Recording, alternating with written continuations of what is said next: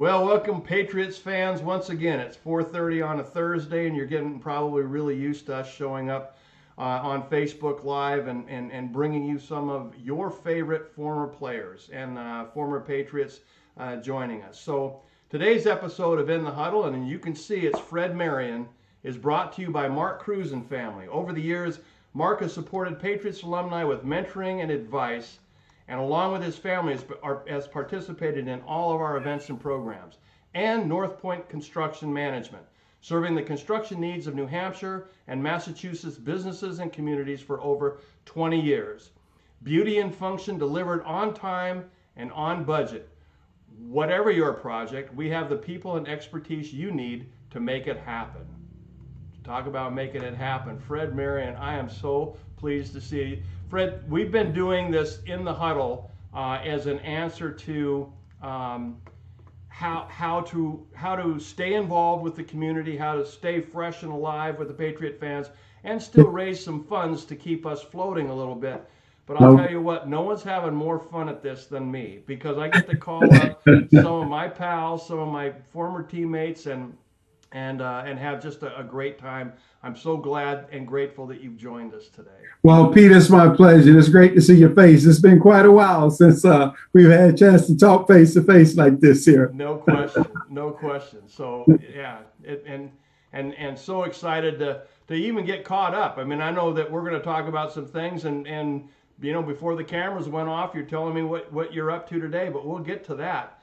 Yes. Let's back up a little bit, Freddie. You know, it always amazes me the different types of backgrounds that so many of my friends and teammates have gone. I mean, you were raised in Florida. You were raised in Gainesville, Florida. You end up going to college at the at University of Miami, and then you make your way to Foxborough. So you've had kind of a journey. First of all, how in the world did you get out of Gator country to go from Gainesville to Miami? Somebody got fired over that. Well, you know, one of the things, Pete, people ask me that question all the time. And, you know, during the weekend, I sold so many Cokes and hot dogs at the Gators game. So I watched all the game and probably spent more time than the students did on campus growing up. But the University of Miami was growing. Saban had just came in, and they were about to cancel that program, but they always played the top 10 teams in the country every year. And they promised to give me an opportunity to play, and that way I can get the exposure. And nothing, I mean, a lot of people say, well, why would you choose to go there and not the University of Florida?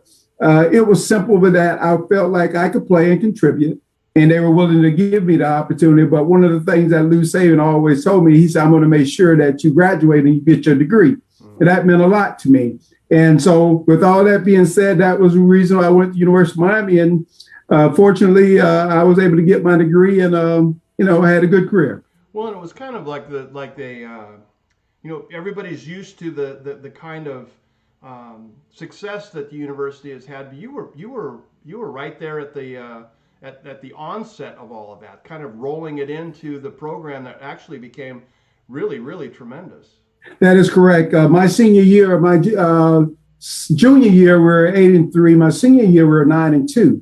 We actually beat Penn State, which was supposed to be the national champions that year. We beat them 17-14 down in Orange Bowl. And the rest is history. We never looked back. The program never looked back. In 1982, I think 83, when they won the national championship, and it just kept going. Well, you take a look at some of the pros that have come out of it. I mean, you name the Heisman Trophy type quarterbacks that came out of it, the defensive line, the secondary, you know, I mean, you and just, I mean, look at the Patriots. You got you and Ronnie Lepet in our backfield, you know, both from the U. So yeah, that's they started really throwing some players into the National Football League. Well, you know, one of the things that for a while they were called NFLU. And, you know, every guy went there because they knew they were going to get exposure. They were having 4 and 5 first rounders coming out of their year for a long time. And I think they're on the rise again. I think that, you know, they've done a good job of recruiting, establishing that boundary line, and stopped letting some of the 5-star players get out of Florida because, you know, back in the day, nobody wanted to leave South Florida. Yeah.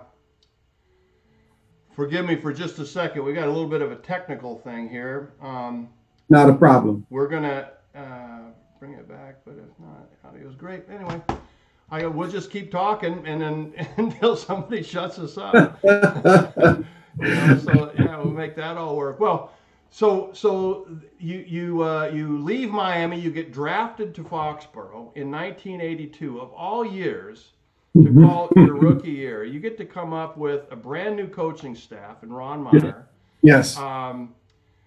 We have the union action, the NFLPA, and all of that with a collective bargaining agreement. And about midway through your rookie season, we all go out on we go out on strike. It wasn't even midway. I mean, I think it was after the second game. Yes. We go out on strike. You had to feel like, man, what in the world are they throwing at me here? Well, Pete, you always look forward to having an opportunity. I was blessed to be able to play in the National Football League, and all of a sudden you get in there with so much excitement, you get kicked in the stomach. And I think we only end up playing, 7 or 9 games that year? Yeah. I think it was a very shortened season. But, sometimes you have to do that. And, I look at the game today, the sacrifices that we made back then, it just made it a better game today, I think.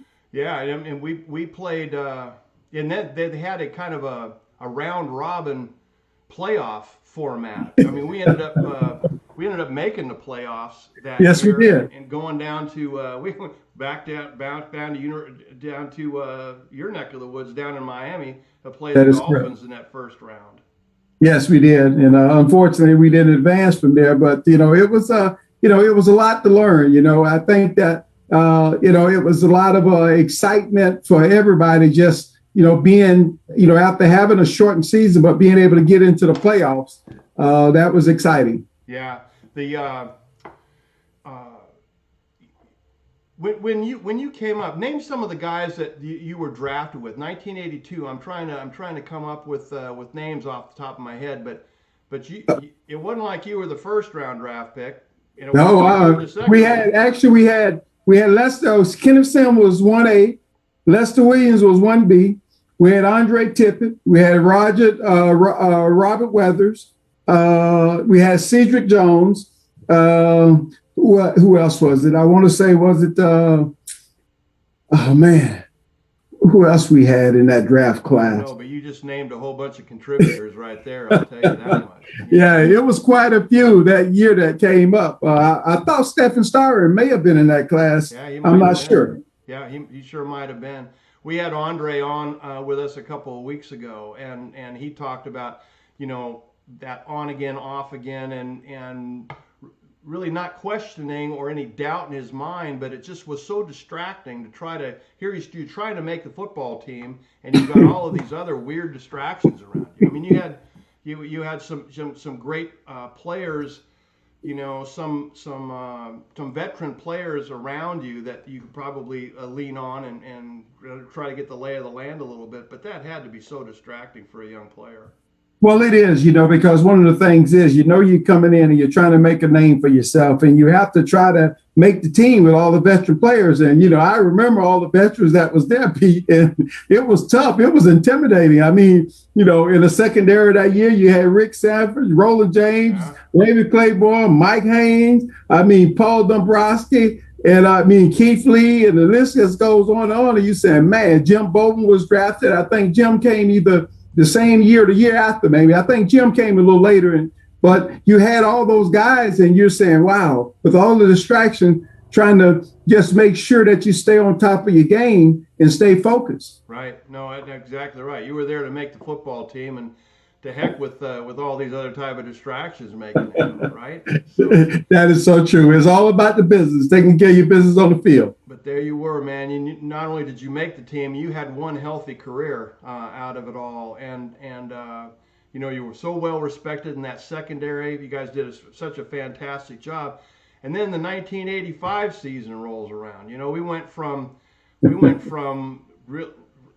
of like really to really. This is really pretty good. It was kind of a weird journey too, in that the whole Ron Meyer exodus through Foxborough. Mm-hmm. He was there for I think 2.5 seasons. We already talked about you talk about distractions for that whole staff to come in and all of a sudden are out on strike and everybody's rah about different things. And, it had to be difficult on that coaching staff. But, 2.5 seasons later, Raymond Berry comes out of Medfield, out of retirement, living in Medfield, and he shows up halfway through a football season in '84 and becomes our head coach. Yes. I have the utmost respect for Raymond. Coach Berry was a wonderful man, a great coach. He was a player's coach, and he talked a lot about life. I still think about some of the things that we were talking about in his office sometime, and just things of life. He was a man of faith and a wonderful guy. I mean, I think the guys respected Coach Berry, and Coach Berry allowed us to be ourselves. I mean, he's seen it from a player's standpoint. And I think one of the things he would always say, look here, take the next guy up. If you knew your body, you knew if something was wrong and you wasn't feeling it, to tap out and let the next guy step up. He felt like, and he trusted you enough to be able to tell the truth because, the team was depending on you, but not to hurt the team by trying to play when you knew you wasn't up to playing and can contribute at 100%. Yeah. And that was one of the things that I always admired about him. He was that type of coach. When he came in halfway through a football season and he had, he kept most of Ron Meyer's staff around him. Of course, you can't blow the whole thing up or all things go badly, So yeah. What I remember most of Raymond when he came in, it wasn't so much that he stood in front of us and went over X's and O's and here's what we need to do and adjustments that we have to make. He spent the remainder of that football season in '84 is getting to know all the guys on the team.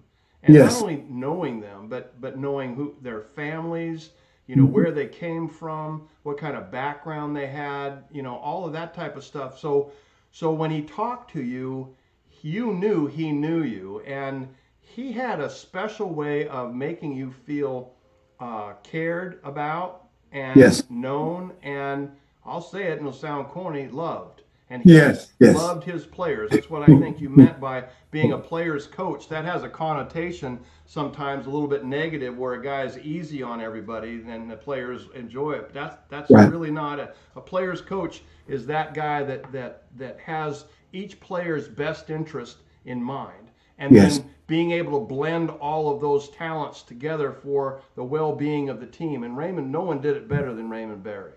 And Pete, along those lines too, and I'll touch upon this, and my wife still remembers to this day.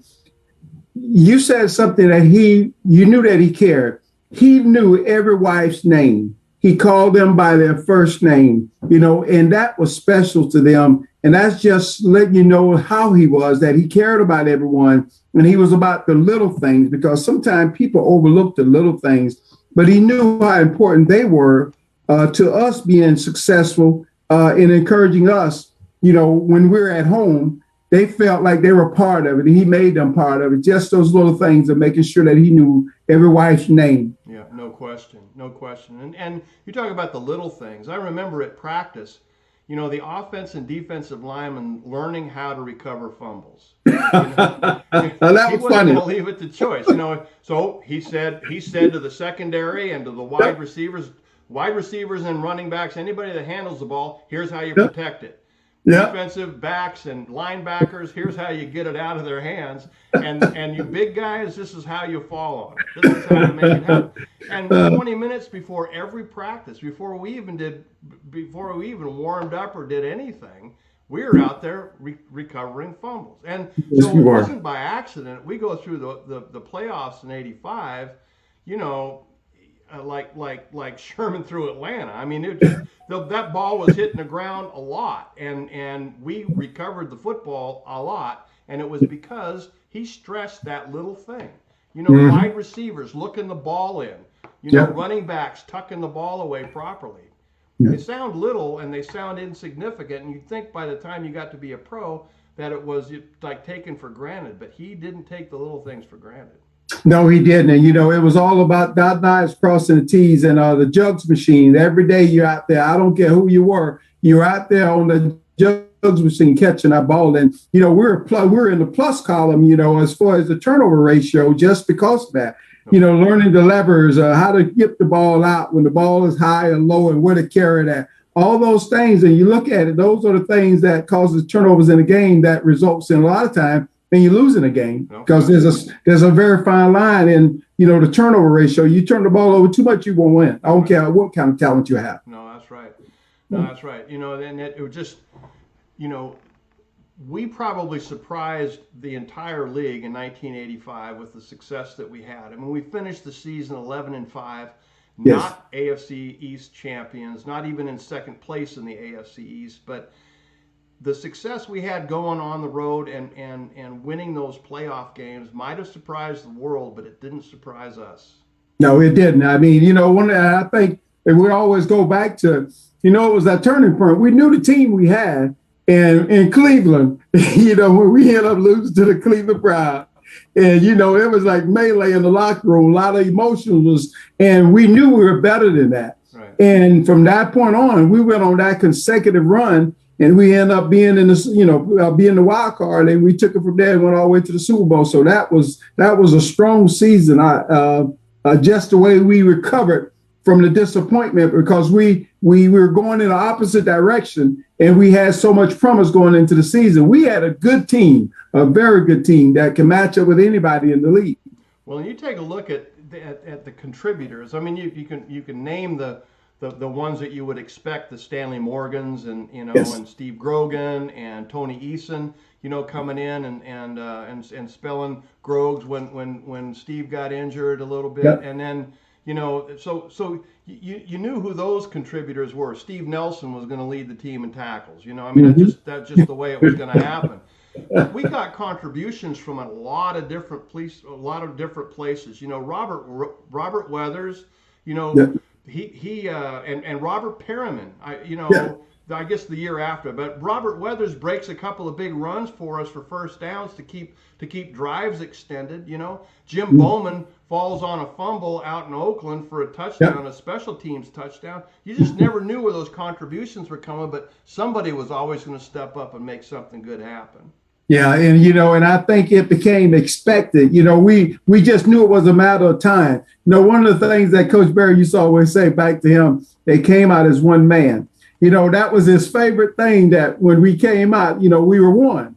And I mean, you felt like that because you knew one of your teammates was going to make a play. Somebody, whether Tipper was going to get a sack for a fumble or, a running back was going to break through. And, that year we had, those guys, Tony Collins and Robert Weathers and Craig James and all of them, it was just, we had a very good team, and defensively, there was always Don Blackman, was coming off of the end if Tipper wasn't coming off of the end. And in the secondary, we were making plays, and it was just great. It was really great. No, it was a great time to be a Patriot and to be part of that whole thing. To win 3 games on the road in the playoffs. We were the first team ever to go to the Super Bowl having to face all 3 playoff games on the road. Of course, we didn't keep it going. I don't owe anybody any apologies of what happened, on January 25th at Super Bowl 20. I don't owe anybody an apology because we worked our butts off to get to where we were. It's just we faced one heck of a good football team and just couldn't get over that one little hump. But that is true. And that wasn't a little hump. That was a pretty big mountain to climb, actually. But you take a look at the way we went through the playoffs. We ran the football. That AFC Championship game, I think Tony Eason threw the ball 13 times, 3 of them for touchdowns. And we just played smash mouth football up and down the field, and then made some points. I wish that we had stayed with that kind of game plan in the Super Bowl. We may have lost to the Chicago Bears, but I'd like to have gone down swinging with our best shot. And I think that running the football and playing big boy, tough guy football was our mode. But we didn't get an opportunity to play smash mouth because that game got out of hand in a hurry. Yeah, when you're playing from behind, you got to go to plan B, and plan B, you got to air it out. You got to try to narrow the gap, and it did get behind. But I agree with you. We ran the ball so well. I'll never forget this one play. Big Hall was pulling around to the left side. We're in Miami, and he pulled around, and man, he threw that block, and I think it was Robert was running behind him, and I think I think he took it in for a touchdown, or he got dang close. But just to see that play, in the way we were running the ball, we were just moving, we were pushing around on the field, and you guys just had y'all way with that defense. Oh, I'll tell you what, that Miami game, that AFC Championship game was, as an offensive lineman, there's a couple of things that you really appreciate, and that's to be able to feel that defensive line finally kind of give up, not give up, but just okay, I've had enough of this, and we had the ball for 40 minutes in that football game, and we ended up crushing their will to compete. I mean, at one point, there's a couple of their defensive linemen broke their swords. They wanted no more. They didn't want any more part of that thing. We just ran the ball downhill. That's such a great feeling when you can do that. And about midway through the third quarter, they'd had just about enough, and we hadn't done quite enough yet. Yeah, no, we had our way. That was a game that we had our way. We took full control of it. It was that toughness. You guys beat them down. You beat them into submission. Well, and defense, we had 6 turnovers in that game, Oh yeah, we had a good game and got every one of those too. So I mean that was the biggest part of that whole AFC Championship game.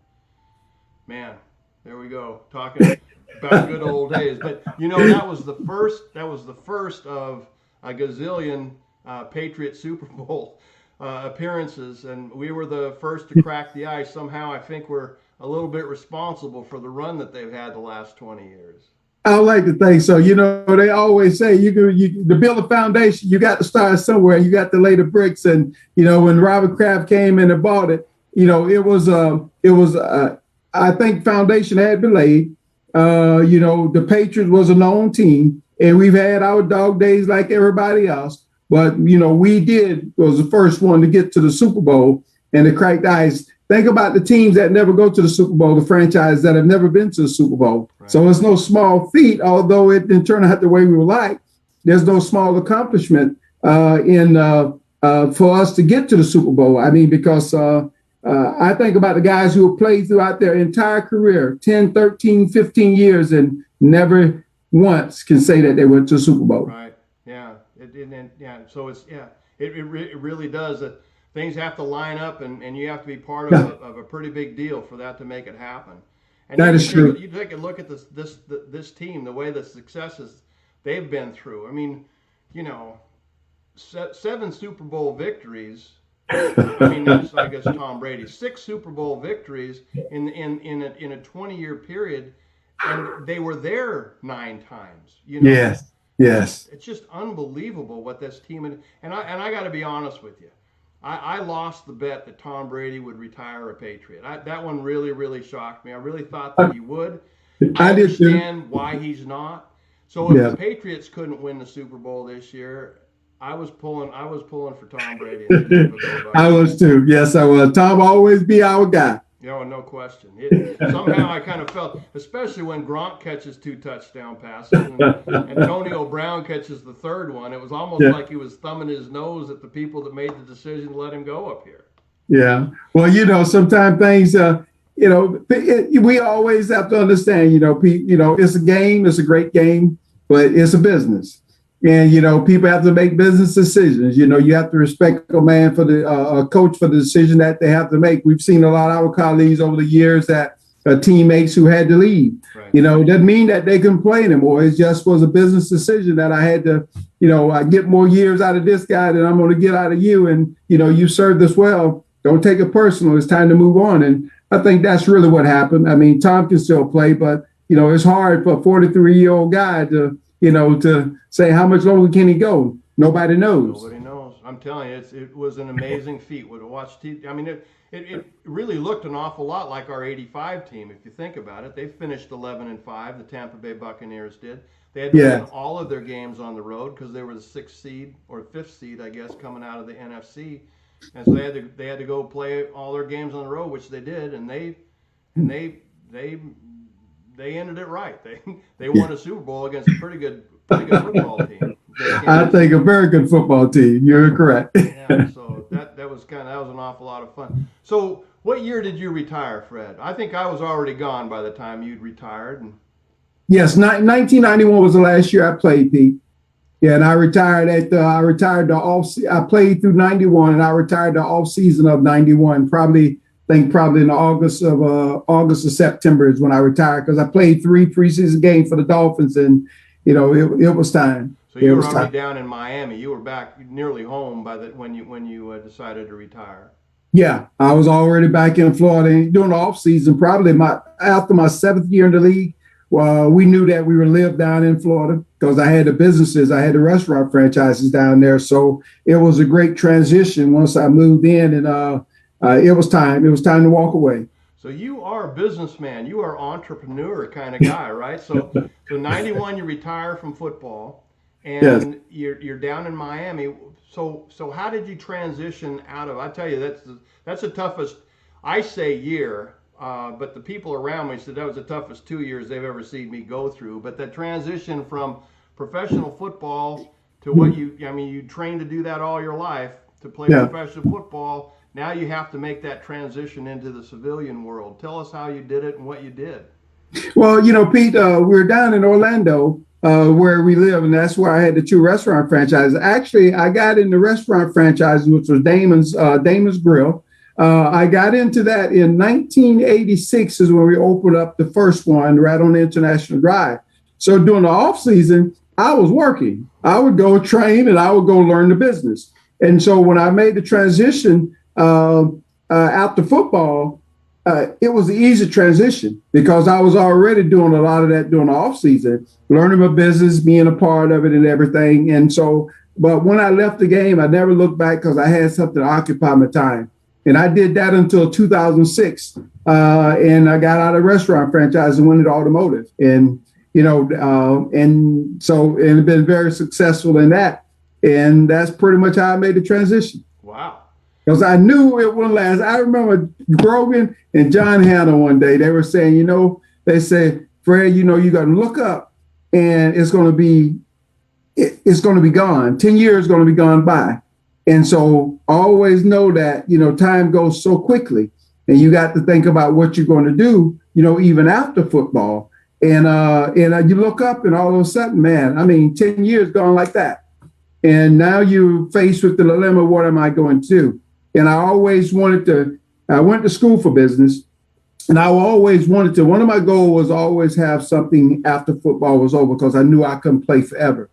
And God blessed me to be able to do that, and everything has been wonderful. Well, that's really terrific, and yeah, kudos to you because that story doesn't happen to everybody that plays professional football, unfortunately. And I understand. And to know that you have that capability, what amazes me too is the same things that make people great on a football field make them great in anything that they want to do. And it could be their family life, it could be a business afterwards, it could be whatever they want to do.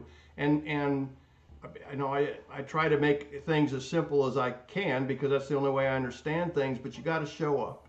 Yes, you have to show up. Good attitude. You got to be coachable. Yeah. You got to be coachable. You got to be able to challenge yourself to do something today that you couldn't do yesterday, or learn something today that you didn't know yesterday, and then you just work hard. Pete, that is so true, and I think that I always say it's that relentless pursuit. It's that pursuit of that thing which you want so bad. Whether it's to have a good family life, whether it's to have a good business, or whatever it is, you have to pursue it, and you can't just be asleep at the wheel. I tell kids sometimes when I talk to kids, everybody talk about being great. They want to be this and be that. What sacrifice are you willing to make? Because behind the scenes, nobody ever sees behind the scene the things that you have to do to be successful, things you have to give up on, the things you can't do, or places you can't go. Why? Because I'm working at something that one day is going to pay off. And I always say it's that relentless pursuit towards a goal, whatever that is you want to accomplish. Well, we learned those lessons too under the tutelage of Raymond Berry too. I'll never forget him challenging each every one of us to say, you got to play every down like it's your last. You got to give 100% on every down. I thought to myself, I've been doing that. Of course I've been doing that. He said, I want you to sit down in front of that film, that game film, because only you know what was going through your heart and mind on that particular play, and did you give it everything that you had? Yes. And I can honestly say that when I sat down and did that exercise, I didn't. Yeah. So as much as I thought I did, I didn't. So he challenged us to do that. And he also said, you got to want it so bad, no matter what you're pursuing.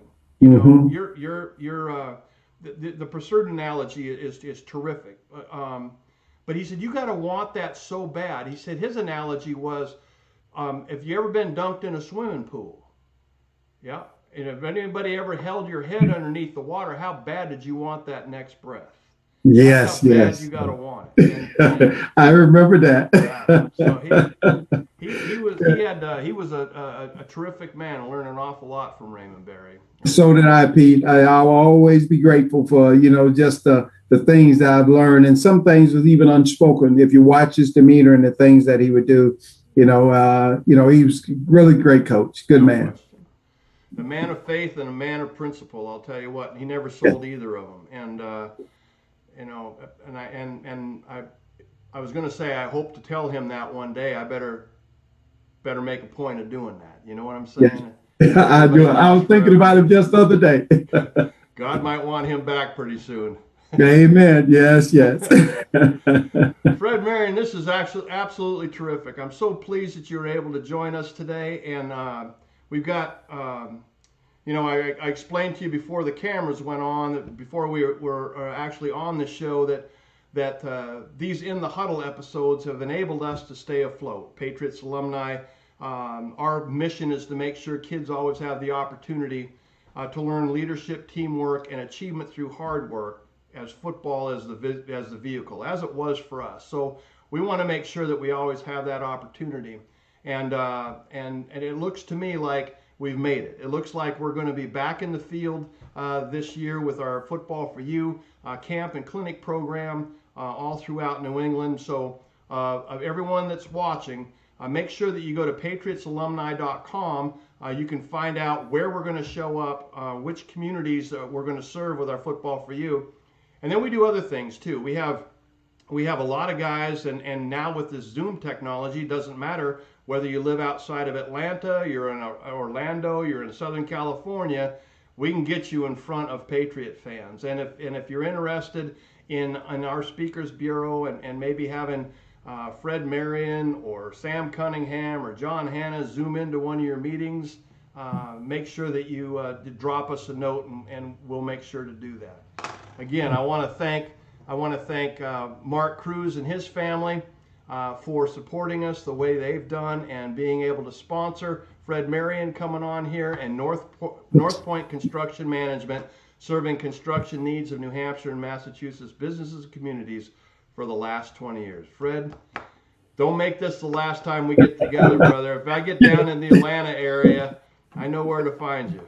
Yes, Peter, you're always welcome. And you take care and say hello to the family. I sure will. I know you always have a home here in Massachusetts. Well, thank you so much, and you have a wonderful day. Thank you, Fred. You too, brother. Bye now. Bye now.